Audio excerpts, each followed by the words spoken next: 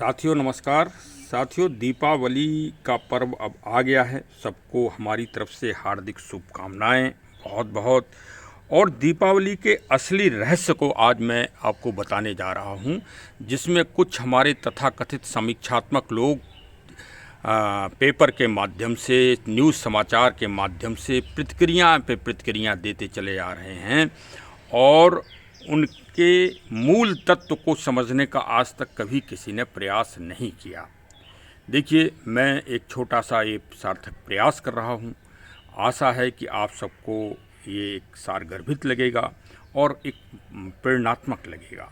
मैं बहुत चिंतन करता था कि आखिर आतिशबाजी ऐसा दंश, आज के रूप में मैं दंश कहूँगा, इसलिए कि उसमें जो पदार्थ आजकल मिलाए जा रहे हैं रासायनिक, वो बहुत कष्टकारी हैं।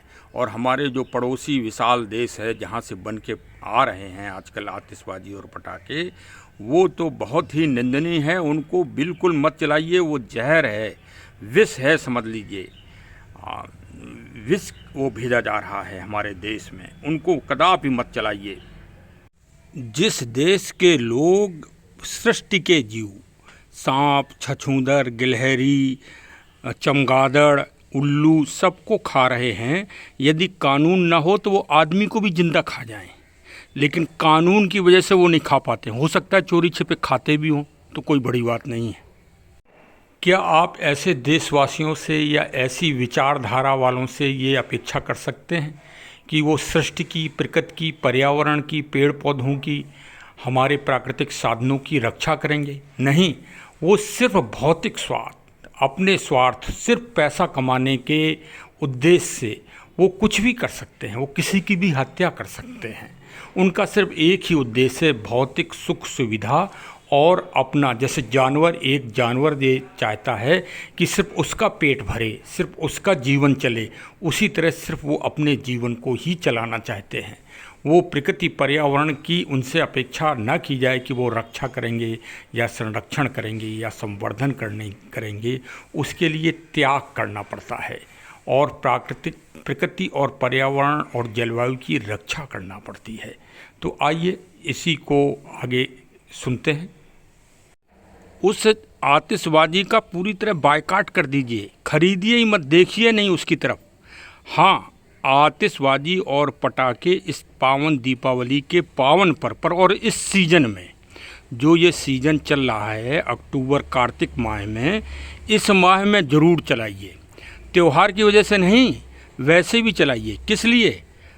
अब आप पूछेंगे ना कि किस लिए चलाइए पटाखे। पटाखे चलाइए प्रकृति और जलवायु के संरक्षण के लिए, पर्यावरण के संरक्षण के लिए। अब आप कहोगे भाई पर्यावरण का संरक्षण कैसे होता है? सभी लोग तो आरोपित करते हैं। माननीय उच्चतम सर्वोच्च न्यायालय ने भी कह दिया है कि ये पर्यावरण के प्रति पूरे प्रतिकूल है, इसे बंद कर दिया जाए। हाँ, हम विरोध करते हैं इस बात का। कौन से पटाखे चलाइए?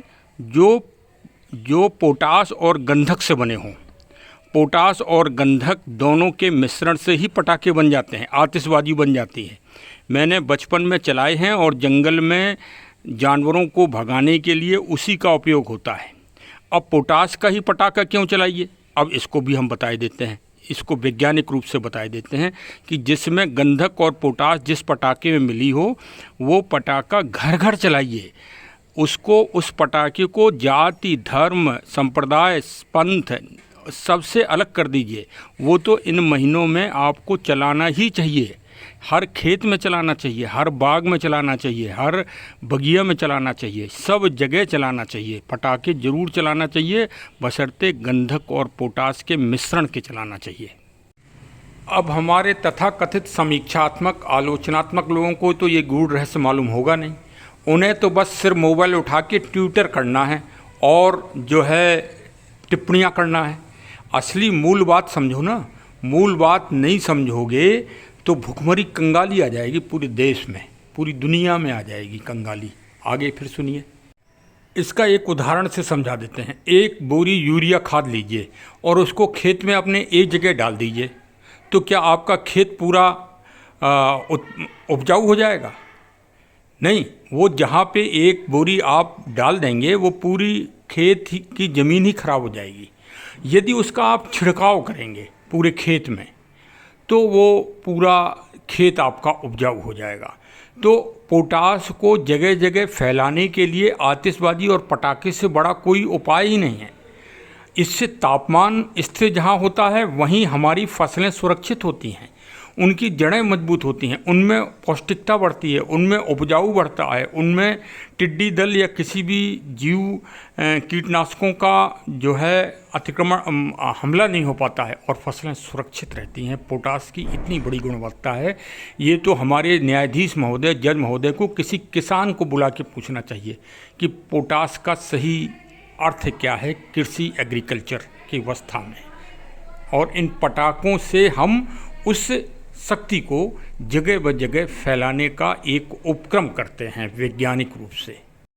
देखिए, जो हमारे समीक्षात्मक लोग हैं वो बहुत विद्वान हैं, उनका हम बहुत आदर करते हैं, लेकिन उन्होंने ना तो कभी एक पेड़ लगाया होगा, ना एक गेहूं की कभी बाल लगाई होगी, ना कभी धान लगाया होगा, कोई खेती का काम नहीं किया होगा, कृषि से वो अनभिज्ञ होंगे। वो सिर्फ मोबाइल उठा के ट्यूटर करना जानते हैं और रिट पिटीशन करना जानते हैं, मूल तत्व को नहीं जानते। देखिए, सामने ये हमारा गमला है, इसमें ये रैन लिली लगी थी और ये पूरी तरह से हरी भरी थी। ये मतलब एक तरह से फसल है।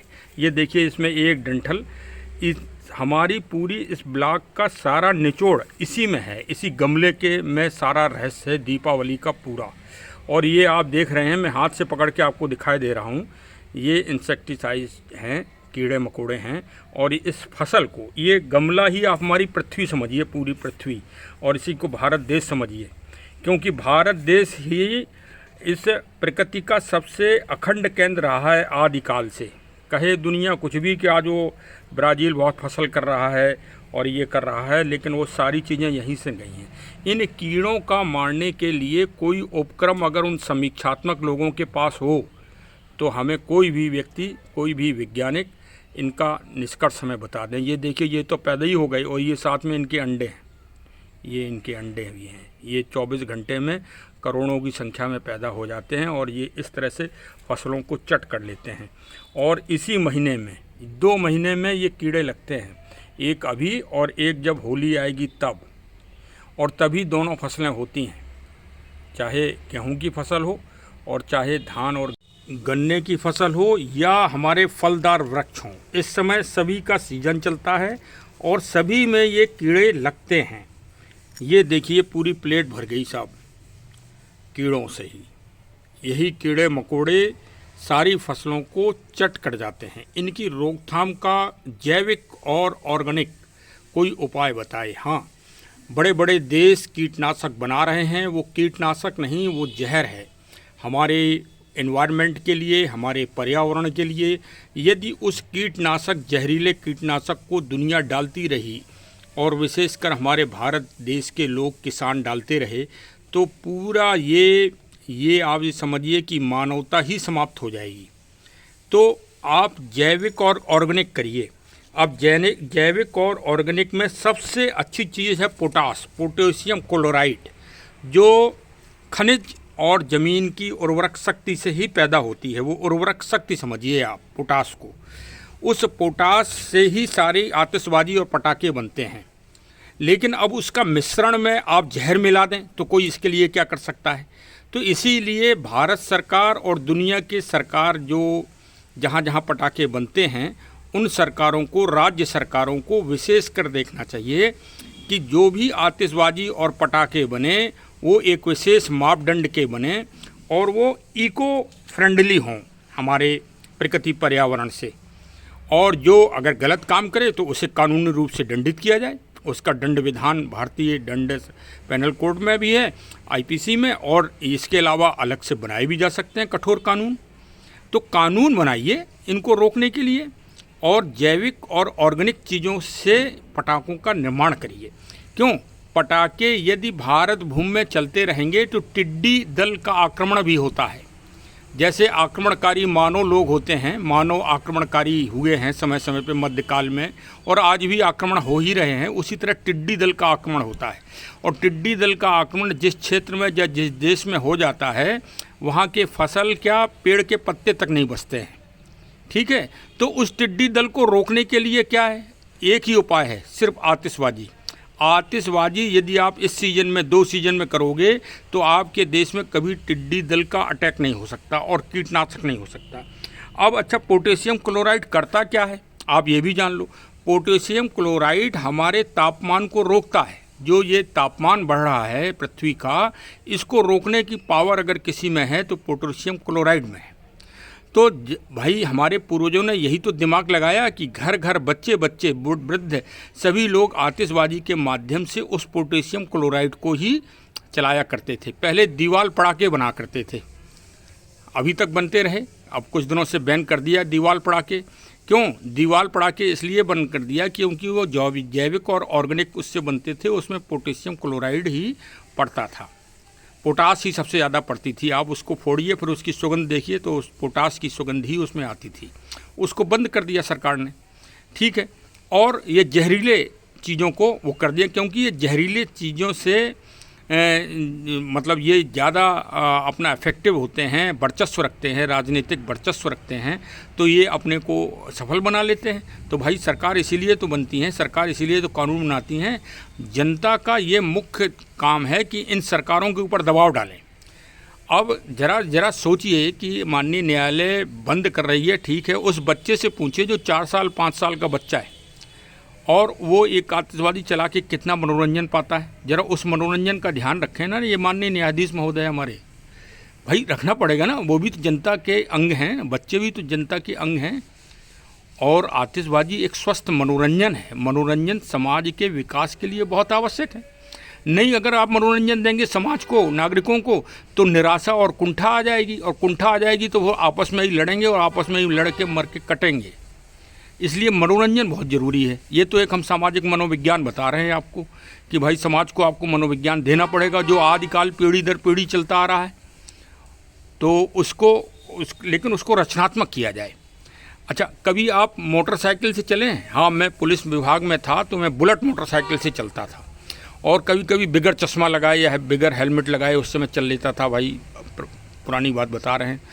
तो उस समय आप देखिए कि इन 2 महीनों में, अक्टूबर में और फरवरी में, कितने कीड़े होते हैं वायुमंडल में कि आपको मोटरसाइकिल चलाना मुश्किल हो जाता है। अभी कल दीपावली है, परसों, तो हमारे दीपक जलेंगे और दीपक जल के वो हज़ारों कीट जो है उसी दीपक में जल के स्वाहा हो जाएंगे। तो उससे क्या होगा कि हमारी फसलें बच जाएंगी, हमारे जैविक और ऑर्गेनिक जो है एक तरह से रसायन पूरे जगह फैलेगा दीपक के माध्यम से, और वो कीड़ों को खींच लेगा अपनी तरफ से और कीड़े मर जाएंगे।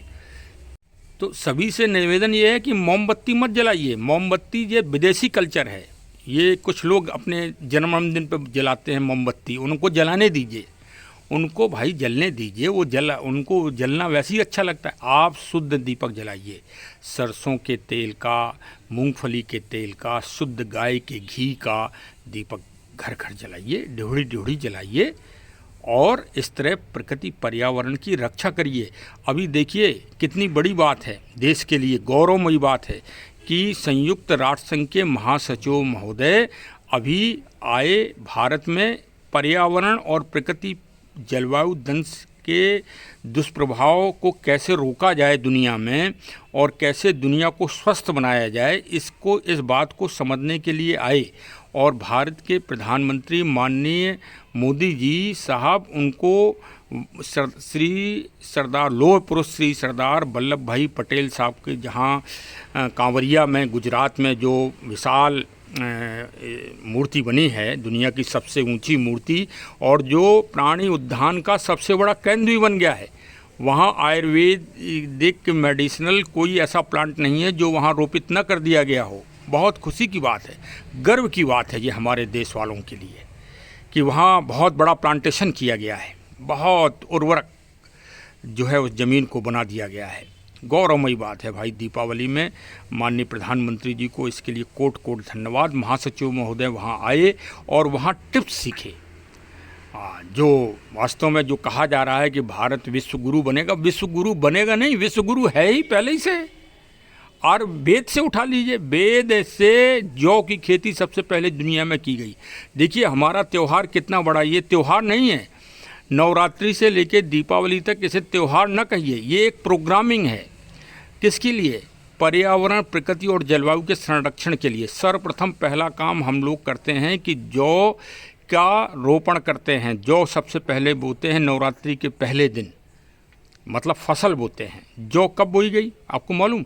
दुनिया में सबसे पहले कोई खाद्यान्न अगर बोया गया तो जौ के रूप में बोया गया। ये हमारे वेद कहते हैं।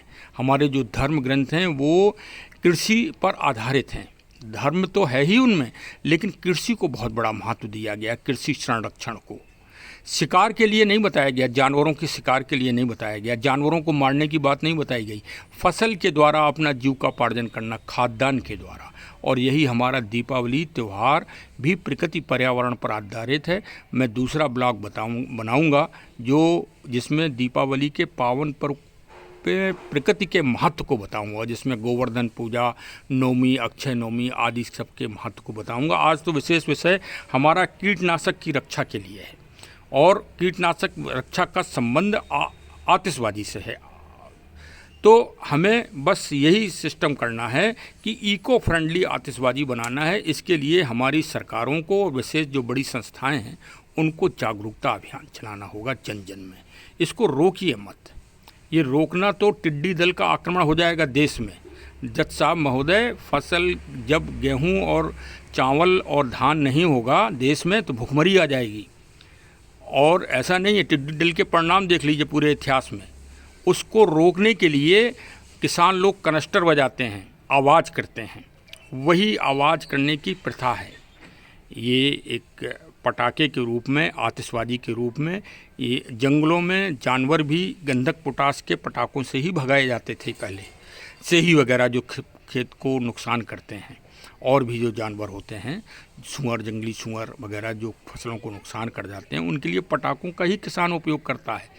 और हमारे पूर्वजों ने बहुत ही वैज्ञानिक सिस्टम का ये पालन किया है। उनको कोटि कोटि हमें धन्यवाद देना चाहिए। और संपूर्ण भारत में भारत की सनातन व्यवस्था जब फैलेगी तभी पर्यावरण, इन्वायरमेंट की रक्षा होगी, और इस पृथ्वी की सुंदरता में चार चांद लगेंगे। वरना मुश्किल है। आप दोनों पक्षों को सोचिए माननीय जज महोदय। देखिए आप में ही दो फर्क हो गए। एक high court, Bengal high court कह रहा है कि नहीं आतिशबाजी चलना चाहिए, लेकिन इको फ्रेंडली चलना चाहिए। दो माननीय हाई कोर्ट इस बात को कह रहे हैं, और सुप्रीम कोर्ट कह रहा है कि नहीं चलना चाहिए। आप ही लोग फैसला कर लो भाई, सबसे बड़े तो आप ही लोग हो, और आपको पूरा देश मानता ही मानता है। तो न्याय व्यवस्था ऐसी होना चाहिए जिसमें सारे नागरिक खुश हों और हमारे इको फ्रेंडली सिस्टम पर आधारित हो। तो चलिए, हो सकता है कि मैंने कुछ ज़्यादा बात कह दी हो, उसके लिए मैं क्षमा प्रार्थी हूँ। और मेरा उद्देश्य किसी को ठेस पहुँचाना नहीं है। मेरा उद्देश्य तो पावन दीपावली के हर्षोल्लास को इको सिस्टम के आधार पर जीवांत करना है। चलिए, बहुत बहुत धन्यवाद। हमको सुना आप सभी ने, बहुत बहुत धन्यवाद। इसको सभी में फॉरवर्ड करिए। और अभी दीपावली पर और कल धनवंतरि जयंती है, उसके ऊपर विशेष चीज़ों का आपको मैं अलग से ब्लॉग बना के प्रेषित करूँगा। बहुत बहुत धन्यवाद। जय हिंद, जय हिंद।